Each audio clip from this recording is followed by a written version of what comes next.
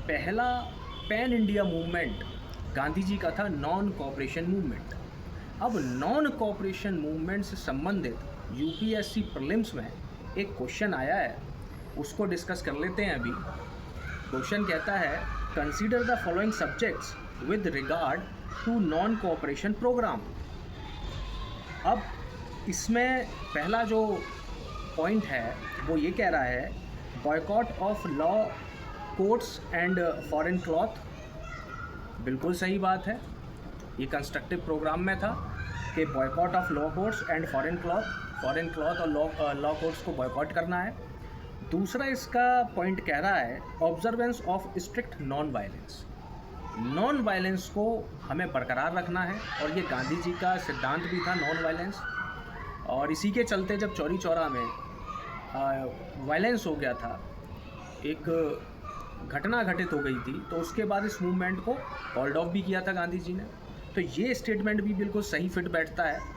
तीसरा स्टेटमेंट है retention of titles and honours without using them in public. Retention of titles, ये statement fit नहीं बैठता है क्योंकि जलियांवाला बाग के बाद मैसेकर, जो जलियांवाला बाग हत्याकांड हुआ, जो नरसंहार हुआ, उसी के बाद से टाइटल्स वापस करने शुरू कर दिए थे इंडियंस ने।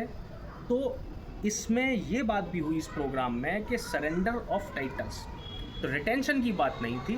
तो ये इस एनसीएम प्रोग्राम में फिट नहीं बैठता है तीसरा स्टेटमेंट। चौथा स्टेटमेंट है establishment of panchayats for setting disputes.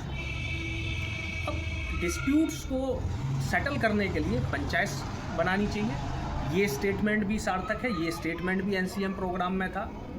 तो इस हिसाब से जो हमारा ऑप्शन सी है ओनली 3 कि इन चारों स्टेटमेंट्स में से 3 स्टेटमेंट सही हैं और एक स्टेटमेंट गलत है, वही इसका आंसर है।